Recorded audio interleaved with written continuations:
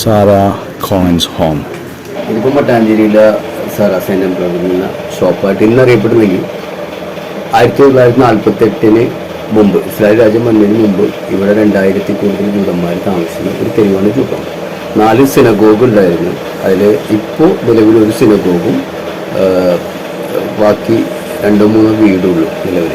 ആകെ 2 ജൂതന്മാരാണ് താമസിക്കുന്നത്. പക്ഷേ ഇത് സാറാ സെൻ്റ് എംബ്രോയിഡറി എന്ന് പറയാൻ സാറാ ആൻറ്റി അവരുടെ കുട്ടിക്കാലത്ത് അവരുടെ ഗ്രാൻഡ്മാരുടെ ഫ്രണ്ടിൽ നിന്നും പഠിച്ച ഒരു വർക്കാണ്. ഇപ്പോൾ റമാച്ചിമൂത്തി എന്ന് പറഞ്ഞ ഒരു ആൻറ്റിയുടെ ഗ്രാൻഡ്മാൻ്റെ ഫ്രണ്ട് ഉണ്ടായിരുന്നു. അവർ ജൂതന്മാരുടെ വസ്ത്രങ്ങൾ കൈകൊണ്ട് തയ്ക്കുന്ന കുറേ വസ്ത്രങ്ങൾ അന്ന് കൈകൊണ്ടായിരുന്നു, മെഷീനൊന്നും ഉണ്ടായിരുന്നില്ല.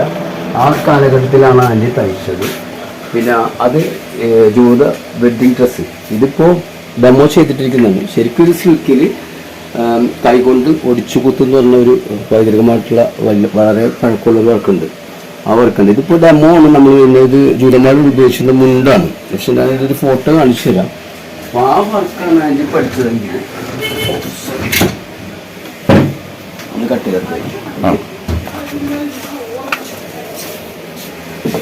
ഇത് ഇന്ത്യൻ ജൂഷിനെ കുറിച്ചുള്ള ബുക്കാണ്. പക്ഷെ ഇതിൽ ഏറ്റവും കൂടുതൽ പറയുന്ന കൊച്ചിൻ ജൂഷിൻ്റെ കൾച്ചറാണ്. കാരണം വെച്ചാൽ കൊച്ചിയിലെ ജൂതന്മാരാണ് പൈതൃകമായിട്ട് ഇത്തരം സംഭവങ്ങളൊക്കെ സൂക്ഷിച്ചിട്ടുള്ളതിൻ്റെ ഏറ്റവും കൂടുതൽ തെളിവിലാണ്.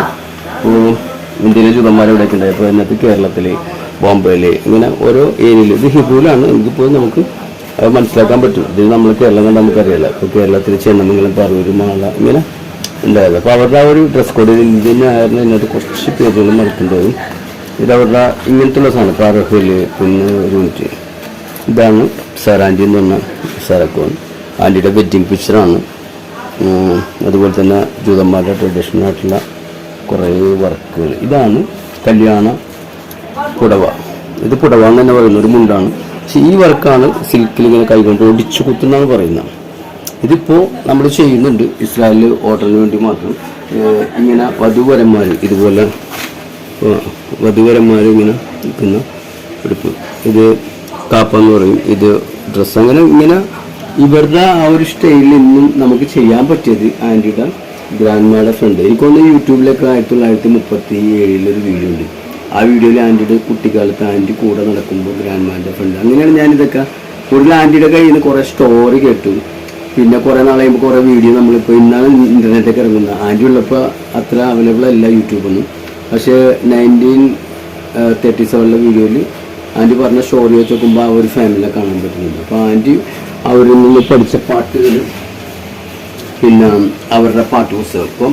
അപ്പോൾ റമാച്ചിമുത്തി എന്ന് പറഞ്ഞാൽ മുത്തി ഇവിടെ ഇതിപ്പോൾ ഒരുപാട് ട്രഡീഷണൽ സംഭവങ്ങളുണ്ട്. അപ്പോൾ അതെല്ലാം ആൻറ്റി പഠിച്ചു, ആൻറ്റി അവർ പഠിപ്പിച്ചു എന്നാണ് അതിൻ്റെ ഏറ്റവും വലിയ തെളിവ്. പക്ഷെ അതിന്ന് എനിക്ക് പഠിക്കാൻ പറ്റി, എനിക്കത് കാത്തു സൂക്ഷിക്കാൻ പറ്റി.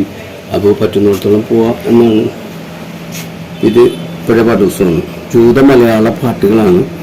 ഇത് ചിലപ്പോൾ നൂറ്റാണ്ടുകൾ വഴക്കുണ്ടാവും. ആൻറ്റിക്ക് തന്നെ ആൻറ്റിയുടെ ഫാമിലിയിലൊക്കെ ചിലപ്പോൾ റമാച്ചിമുത്തിൻ്റെ ഇതിനൊക്കെ വന്നായിരിക്കാം.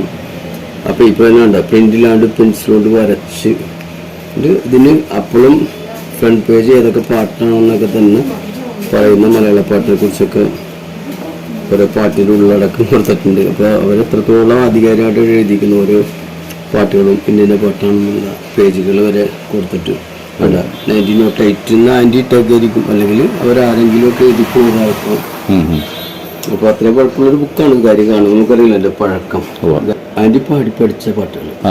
ചേട്ടനെ കുറിച്ച് 2 വാക്ക് പറയാം.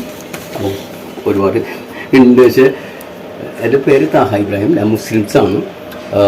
എൻ്റെ കുട്ടിക്കാലത്ത് കുറച്ച് കുട്ടിക്കാലൊക്കെയായിരുന്നു. സ്കൂളൊക്കെ 6ാം ക്ലാസ്സിൽ വളരെ ചെറുതിൽ നിർത്തി ഈ ടൗണിൽ ഉപ്പാൻ്റെ അനിയൻ ഒരു കച്ചവടം ചെയ്യാനായിട്ട് കൊണ്ടു നിർത്തിയത്. അങ്ങനെയാണ് ഈ ജൂതത്തെരുവിലേക്ക് എൻ്റെ എൻട്രി. ഒരു 84-83 ഇടയ്ക്കാണ്. അപ്പോൾ സ്കൂൾ ബ്രേക്ക് ചെയ്തിട്ട് വന്ന കാരണം ഇവിടെ നിന്ന് കുറേ പണിഷ്മെൻറ്റ് കിട്ടിയിരുന്നു. ഇത് എൻ്റെ എത്ര ചെറുതിൽ വന്ന സാർ എനിക്ക് ഹസ്ബൻഡാണ് വാശിയായിരുന്നത്. അപ്പോൾ ഞാൻ പറഞ്ഞിങ്ങനെ കുറച്ച് സാമ്പത്തികം എന്നൊക്കെ പറഞ്ഞ് ഒഴിഞ്ഞു മാറിയപ്പോൾ കുറേ സാമ്പത്തികം അന്തരം പഠിക്കാൻ ഇവിടെ ഞാൻ തെക്കോട്ട് നിർത്തിയെന്ന് എനിക്ക് പറയാൻ പറ്റില്ല.